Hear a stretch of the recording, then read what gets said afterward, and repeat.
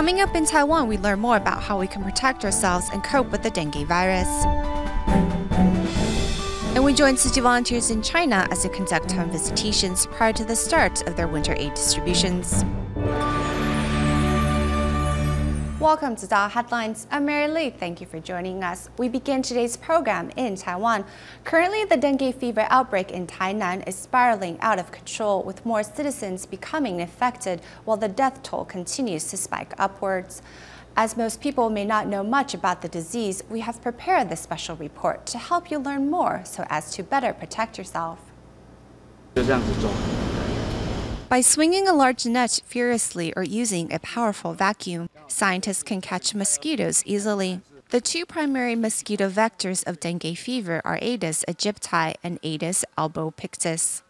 As both species thrive in hot and humid environments, dengue breakouts are frequent in Taiwan, which is subtropical in its climate. Due to a warmer winter caused by global warming, whether in southern or northern Taiwan, between January and April, if the temperature reaches higher than 18 degrees Celsius, Aedes aegypti to the south and Aedes albopictus all over the country will become a threat. Dengue fever, also known as breakbone fever, is caused by a virus with 4 different serotypes. Cross-infections between different serotypes can lead to severe complications and life-threatening hemorrhaging. The outbreak in Tainan is mainly type 2, while the one in Kaohsiung is mostly type 1, with a few type 2 cases. Currently, Tainan's type 2 outbreak has the most casualties.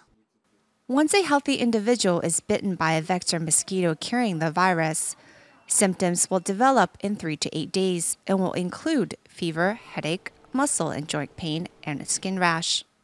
The life-threatening dengue hemorrhagic fever is one to watch out for.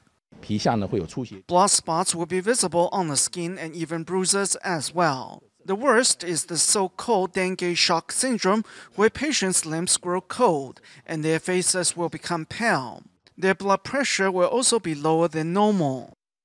Currently, there is no cure or vaccine for the disease. Once infected, a patient should seek medical attention immediately and should recover normally in about 2 weeks. The early symptoms of dengue fever are very similar to catching a cold, but by the second day, muscle and joint pain will intensify. All 4 serotypes of dengue virus will trigger cold-like symptoms, but the type 2 virus will also trigger vomiting and diarrhea. All 4 can potentially be life-threatening. The disease has been endemic in Kaohsiung for more than a decade. Those with cross-infections are especially at risk. When a person already infected with a type of dengue virus is infected by a different type of dengue virus, the results can be deadly. The elderly and those with renal or immune system problems are especially vulnerable. Once the disease develops into its hemorrhagic form, things can spiral downhill quickly. A patient is contagious from the day before the first day the symptoms occurred to the 5th day of the disease.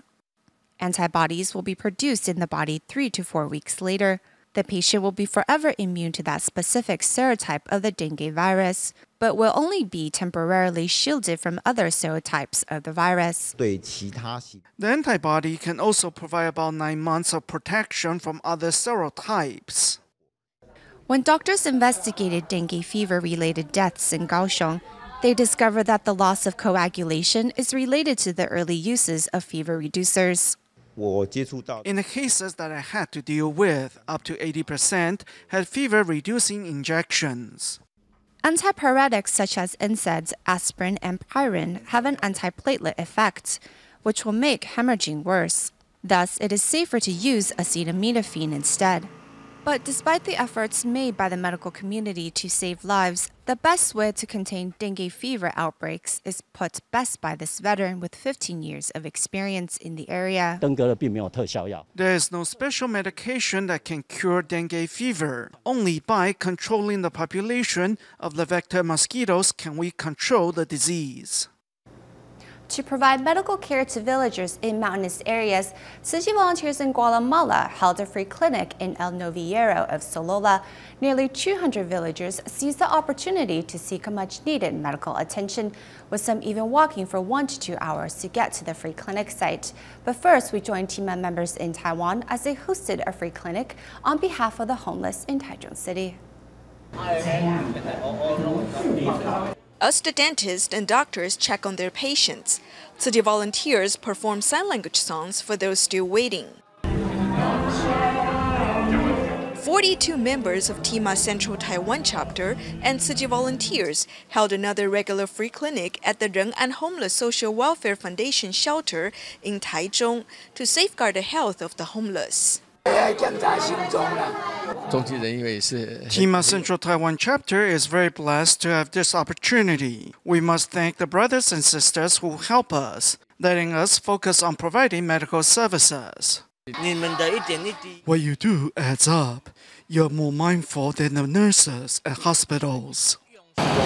When it rained, Tzu Chi volunteers provided free haircuts underneath the canopy, while TIMA members held yet another free clinic for the homeless indoors.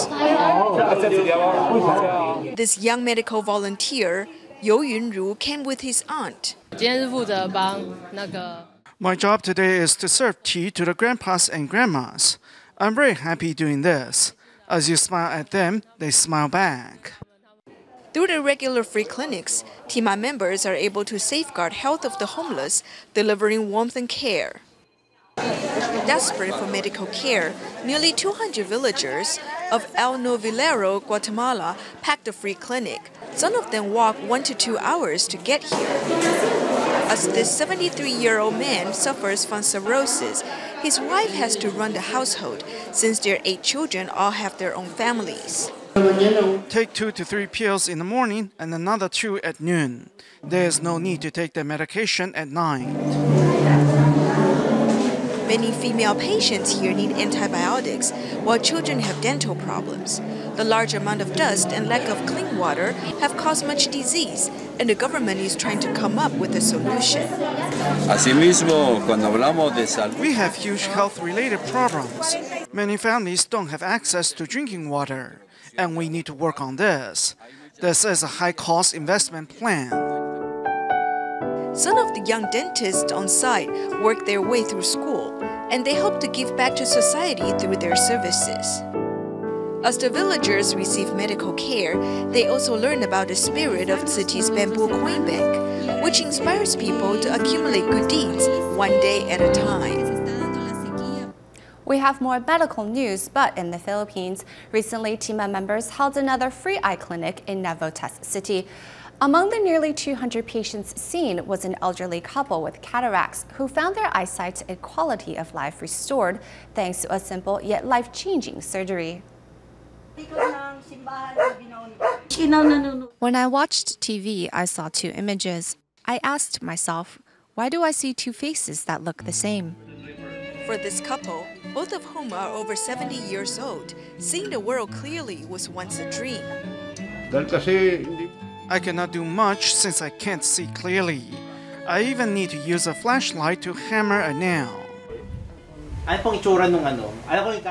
Renato regrets the times when he read without proper lighting and glasses. Now that the couple has cataracts, they cannot enjoy reading or continue with their sewing.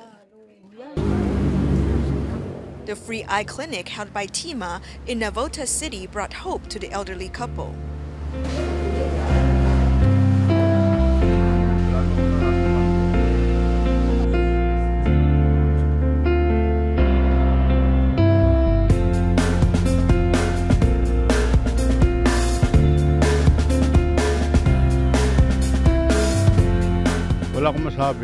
Now my eyes no longer tear up and my vision has improved. After I am able to see clearly, I want to apply to become a Tzu Chi volunteer. Thank you, Tzu Chi Foundation. Altogether, nearly 200 needy residents seized the occasion to get a checkup on their eyes. The Tzu Chi volunteers' tireless efforts in restoring eyesight has helped the impoverished get their lives back on track, 1 case at a time. As the Mid-Autumn Festival is just around the corner, Tzu Chi volunteers in Keelung mobilized to deliver mooncakes and desserts to solitary seniors. Despite still coping with the loss of her son, Tzu Chi volunteer Wang Jianyue still joined the home visitation. Wang says Master Cheng Yun's words of wisdom and the support of her Dharma family has given her the strength to put her sorrows behind her. Opening her door to welcome the Tzu Chi volunteers is senior Chen Yuying, who always look forward to the volunteers' visit. Today, the volunteers have brought with them mooncakes and some familiar warmth. While Tzu Chi volunteers offer words of encouragement, a young volunteer thoughtfully offers the seniors some dessert.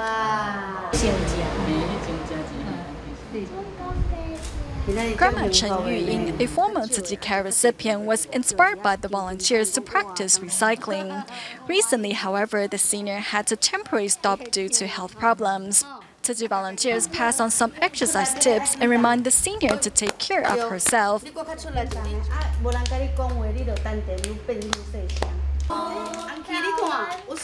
Next, the volunteers arrive at Grandma Lu Zhou Jinglian's house with mooncakes and other snacks. Senior Lu Zhou, who is in her 90s, suffers from vision problems. With Tzu Chi volunteers by her side, the senior finally finds a shoulder to cry on. The pain and suffering we encounter are meant to be. I'm still very young, but I have back pain very often. Although still coping with the loss of her son, Tzu Chi volunteer Wang Jianyue remains grateful to have the opportunity to help those in greater need. I was struck by the tragedy last year, but I still made it a point to visit care recipients. Our recipients made me realize how lucky I am. I have learned so much by interacting with these seniors. Now I know how to deal with aging and to be more open-minded.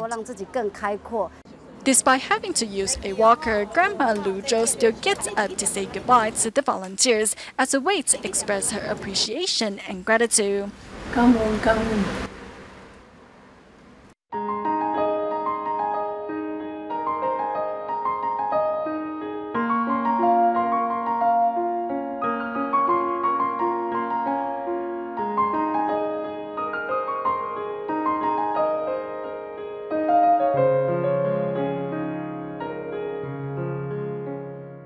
In China's Fujian province, Tzu Chi volunteers have started home visitations in preparation for this year's winter relief distribution. In Xiamen City, 213 volunteers divided into teams and visited a total of 623 families. Meanwhile, in Nanjing County, 3 Tzu Chi scholarship recipients tagged along with the volunteers as they conducted their home visitations. This grandmother is deeply touched by the kind words and gestures of the volunteers. Tzu Chi volunteers in Nanjing divided into 9 teams to conduct home visitations ahead of their winter relief distribution. Among the volunteers are 3 Tzu Chi scholarship recipients. Seeing so many poor people made me realize I'm very blessed. The volunteers applied ointment to a 90-year-old grandmother, who in return wished the volunteers well.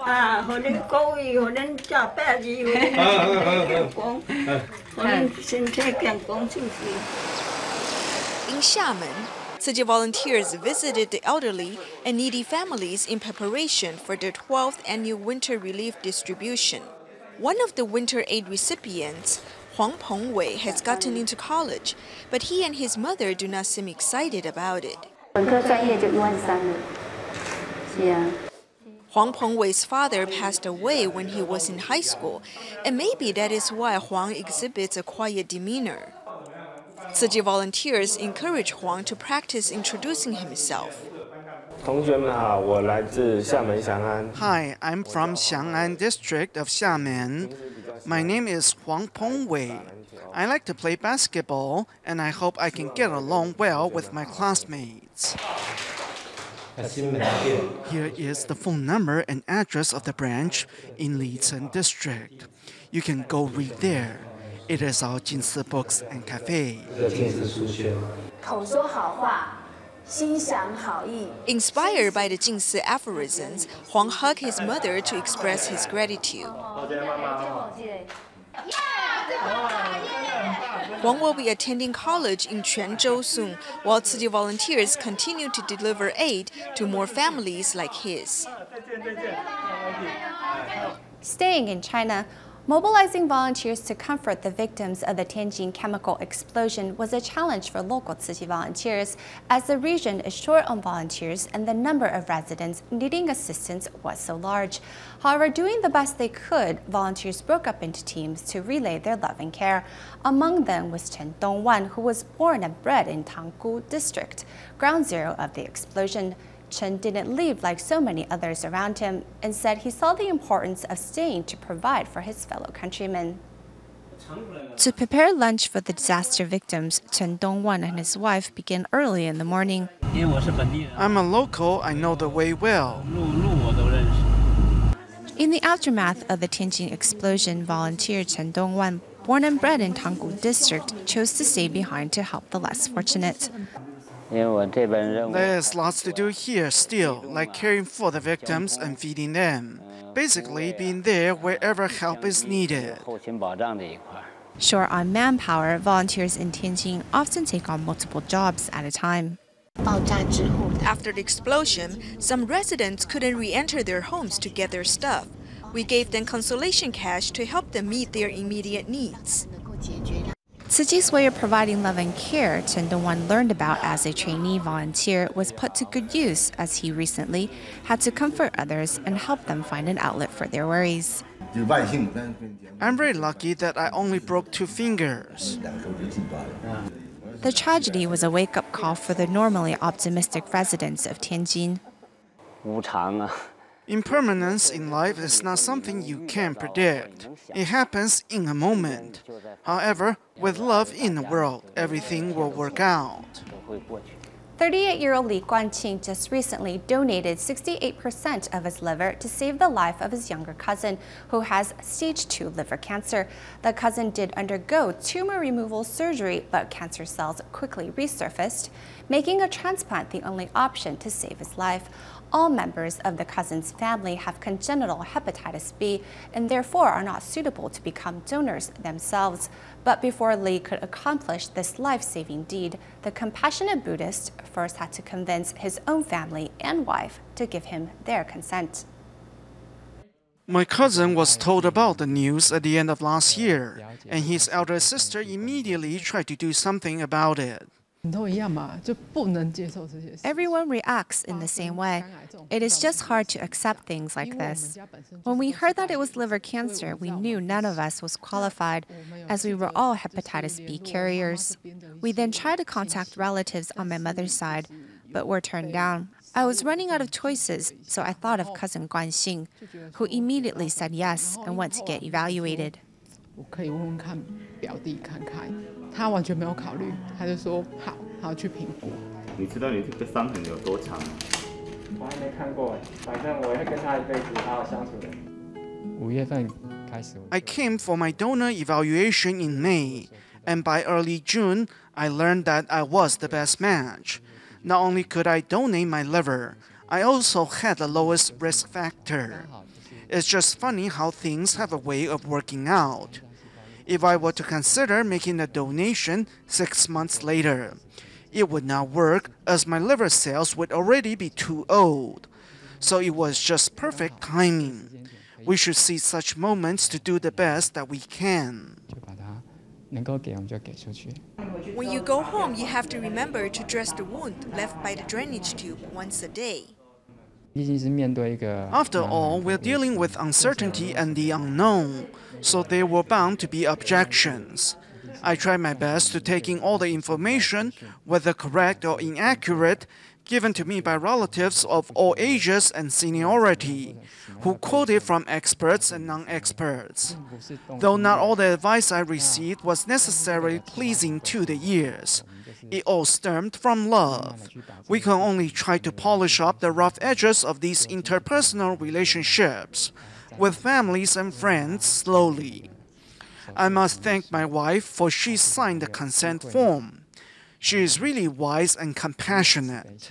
其实最怕的是自己没有办法照顾好他。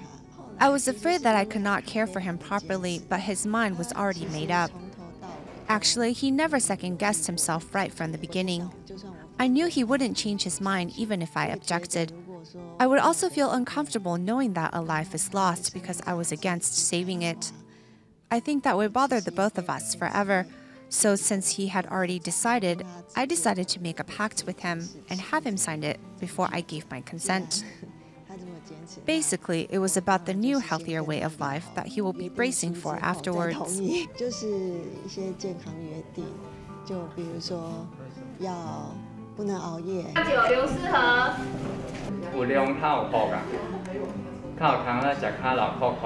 I donated 68%, keeping 32% for myself. We are truly grateful to him for making such a decision. Few people can do what he did. He's like a bodhisattva. I hope my son will follow after his footsteps and serve others. Recent changes in Taiwan's regulations guiding organ donations means that family members of a third degree of kinship or closer to the deceased now have first pick when it comes to organ transplant. For Wang Baoxiu, who has been waiting for 14 years for a new kidney, the omitted regulations meant she was first in line for a kidney transplant following the unfortunate passing of her younger brother. Despite the questions and doubts surrounding organ donations, after her older brother passed away, Wang Liya decided to fulfill his dying wish. Although he had been sick for a long time, he didn't look sickly. And the way he left us was so serene. I told my mom that he had become a bodhisattva. His act of kindness meant that his older sister, Wang Baoxiu, who has been undergoing dialysis for 14 years, as she waits for a suitable match, was finally going to receive a new kidney. Of course, I am thankful. He gave me an opportunity. Otherwise, it would not have been so quick. I have been waiting 14 years, but right after he donated, I was chosen.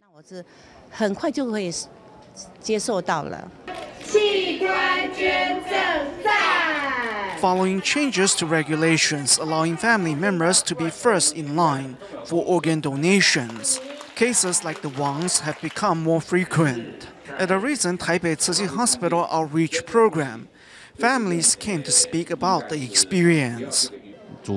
We get more tissue donations, but organ donations still lag behind. Therefore, we hope everyone can continue to support this movement. Currently, over 8,000 people in Taiwan are on a waiting list for an organ or tissue donation, while the actual number of current donors is only 520. Therefore, Tzu Chi is doing its best to encourage more to sign up as organ donor and become a bodhisattva for those in desperate need. Tzu Chi volunteers in Taichung held a musical concert at the Jigsaw Hall in Qingshui and invited famed composer Li Shouquan and his a cappella group VOX to perform. This event took the Tzu Chi volunteers 2 months of preparation, but all the hard work was worth it as the audience members thoroughly enjoyed themselves. We will leave you with these images at the end of the program. Thank you for watching DaAi Headlines. Goodbye.